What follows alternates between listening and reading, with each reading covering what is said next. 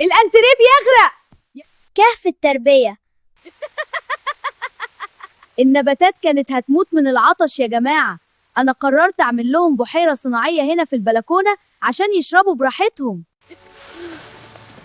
بحيرة إيه؟ المية هتدخل على سجاد الصالة. هات اللعب دي بسرعة نسد بيها الطوفان قبل ما ماما تشوف الكارثة دي. أنا نعناع مش سمك بلطي يا أستاذ بسام. ارحمني واقفل المايه. أنا بطالب بجفاف تام لمدة أسبوعين.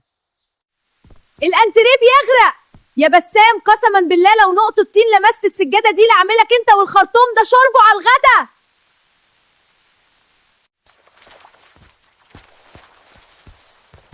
بص خلاص المايه وقفت. اهدي يا ساره، نزلي الشبشب ده. ولادك نيتهم خير بس الحماس اخد الموقف في داهيه شويه. النبي وصانا من سرفش في المايه ابدا حتى لو على نهر جاري. النباتات كائنات حيه بتغرق وتموت من المايه الزياده يا ابطال. ودلوقتي عشان نبقى رجاله ونتحمل مسؤوليه افعالنا، فرقه الانقاذ هتنشف البلكونه دي كلها وتمسح الطين قبل ما السجاد يزعل مننا. فرقه الانقاذ نجت من طوفان البلكونه، بس معركة الوضوء في الحمام هتقلب البيت تاني. استنونا الحلقة الجاية.